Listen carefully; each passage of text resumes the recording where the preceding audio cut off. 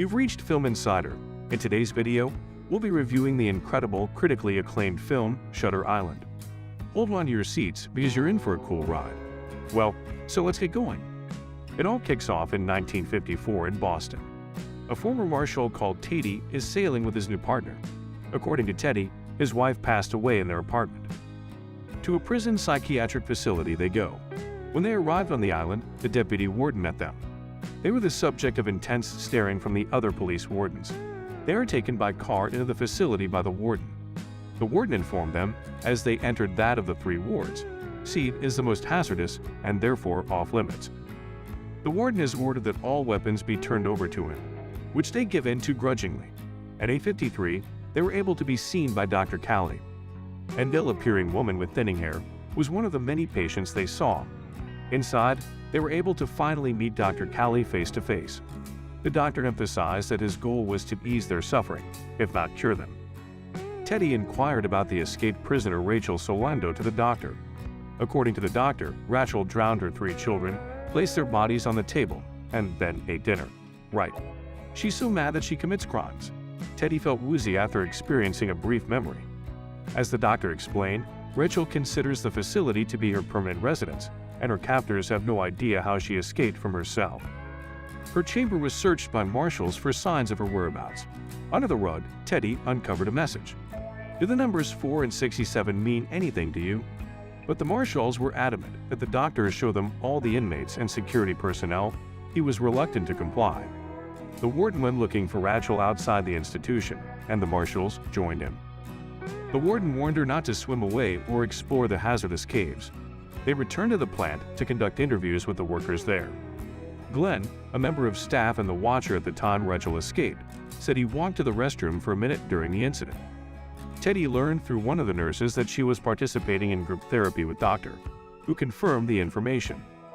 She served as session leader, despite Teddy's insistence that they contact this physician immediately. Dr. Callie informed him that he had already left for vacation. Due to the storm, they were unable to get in touch with the doctor. In shock, they left the clinic and drove to Dr. Callie's residence. As they looked about the beautiful home, another physician introduced himself as doctor. In addition to the occupants, Nirik was present. Dr. Teddy's coworker was having recurring dreams of snow. Dr. Nang claimed that the marshals are the experts in their field because of their history of violent behavior. Teddy shared a recollection in which he was a soldier destroying the nation's enemies. Teddy was adamant that they required access to all of the private records. Dr. Ring's decision was very sudden. Teddy was furious and said they would return via ferry the following morning. They exited the facility's main office and turned in for the night. Teddy had a flashback to his wife, and she assured him that Rachel had never left.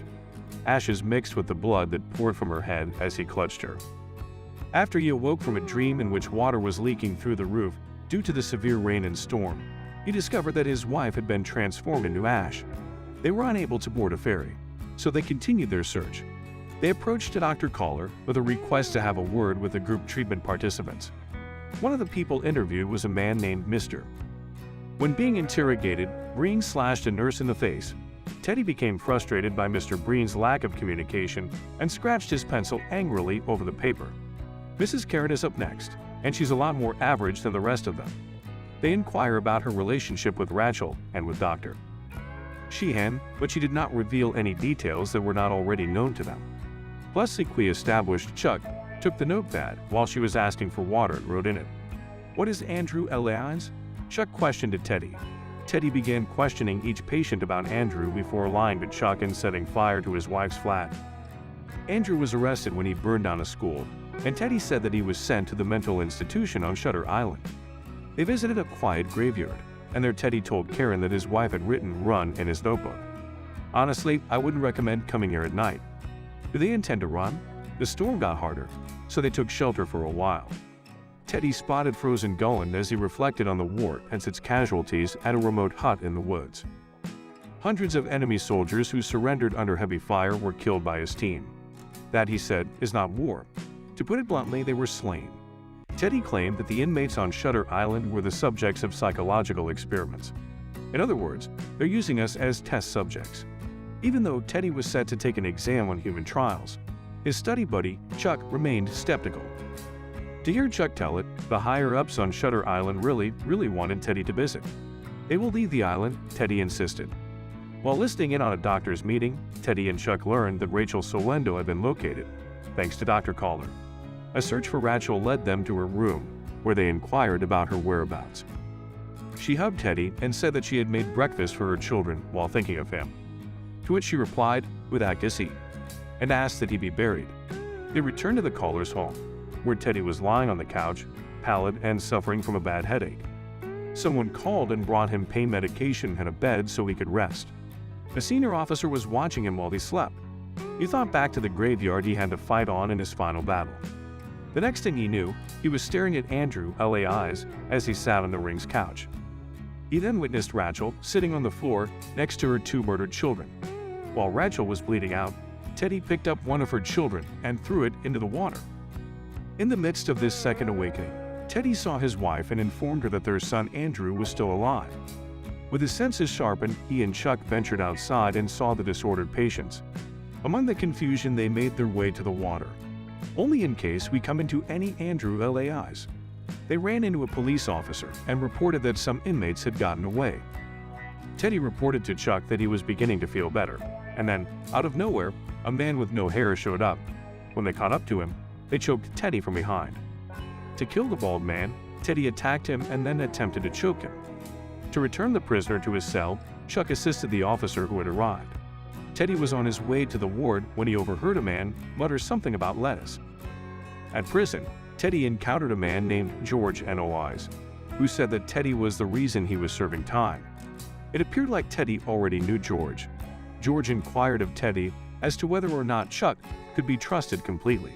In addition, George said that he was unable to both eradicate lettuce and unearth the truth. Around this time, he had a reconnection with his wife and heard George's advice that he must let her go. Teddy was informed by George that the most recent had been relocated. During their meeting, Teddy insisted to Chuck that they should see the lighthouse. Chuck assured Teddy that they had lettuce's intake paperwork, which verified his presence. Teddy seemed to have doubts about Chuck, as he insisted on venturing to the lighthouse without him. Given the impossibility of reaching the lighthouse, it became clear that this was an option worth exploring. Teddy started looking for Chuck again, but couldn't find him. Then he noticed a body at the base of the cliff. He reached for the floor in an effort to reach the air intake, which the wind carried away. Once the corpse disappeared, he spotted a swarm of rats.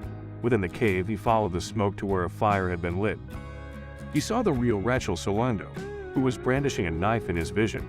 It came out that she worked as a doctor and was childless. She claimed that she had questioned the island's human experimentation and big shipments of psychotic medications. She also disclosed that the patients on Shutter Island were subjected to mind control experiments in an effort to learn that Teddy would be marked as insane and used in experiments due to his traumatic experiences. Teddy told Rachel that he had been experiencing headaches after being asked by Rachel. She claimed that everything from medicines to foods to coffee had drugs to aid in his weight loss. Everyone on the island is aware that brain procedures are being performed in the lighthouse, as Rachel informed Teddy.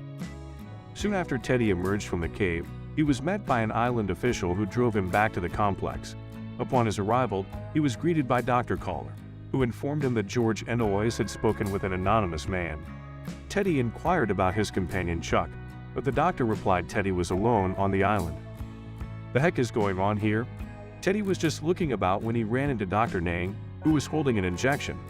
Teddy pressed him up against the wall and took the injection. The good doctor, Dr. Nar, insisted that Teddy had suffered a mental injury. After that, Teddy administered an injection to Dr. Nang. Once outside, Teddy quietly hopped in a vehicle.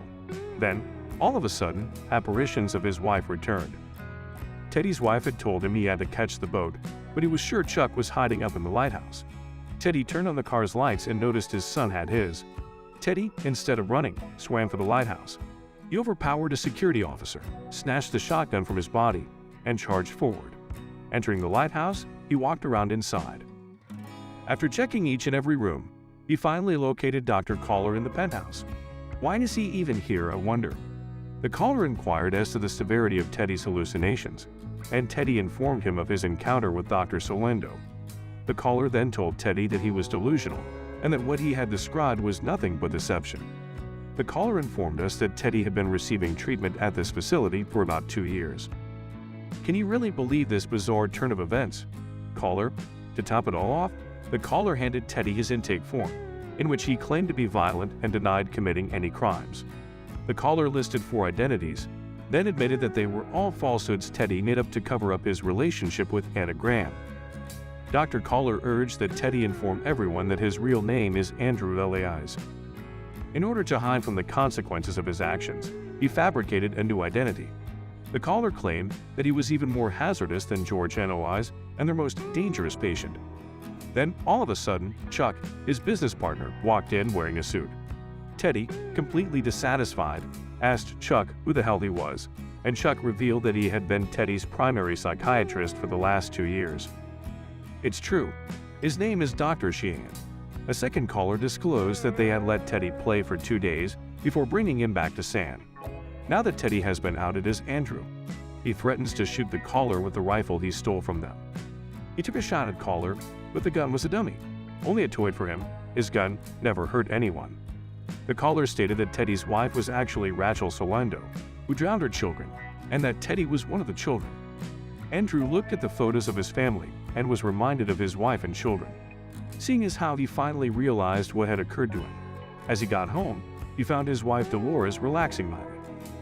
After being kissed by his wife, who was still wearing her wet clothing, Andrew looked around for the children and couldn't find them. Then he noticed dead bodies in the water, his own children's bodies. While wailing, sobbing, and yelling, he attempted CPR on the victims. He dragged them along and set them next to each other, in light of the fact that he was at a loss to explain what had occurred. His wife insisted on making the dolls with the kids seated at the table, and she even told him how much she loved him. Andrew shot his wife as she pleaded with him to set her free. Her body was drenched in blood. As soon as he came to, he admitted he had murdered his wife and kids. He came clean and said that he made up the character of Rachel Solando. Andrew revealed that his wife Dolores had complained about a mental health issue for a while, but he had chosen to disregard her concerns. Someone on the phone advised Andrew to stop living in denial and start accepting the world as it is. Andrew performed his crimes, but upon meeting Dr. Sheehan outside, he recognized him as Chuck and was once again sure that something was wrong with Shutter Island. Dr. Sheehan escorted Andrew into custody when he communicated to the caller that he had returned to his delusions. Perform a lobotomy on. Andrew asked Dr. Sheehan whether it was worse to live as a monster or die as a nice man in his final moments. There's a strong implication in here that Andrew was trying to talk to Dr. Chuck Sheehan as his accomplice in obtaining a death sentence for himself. The film closes with a plethora of unanswered queries. That flick was excellent and fascinating. Does the video entertain you? If you enjoyed the film, please share your thoughts in the space provided. If the trailer has piqued your interest, you may view the full film by clicking the embedded links below. Just make sure you subscribe and enable notifications. You're welcome for checking out Film Insider. Don't forget to subscribe and like this video to make our day.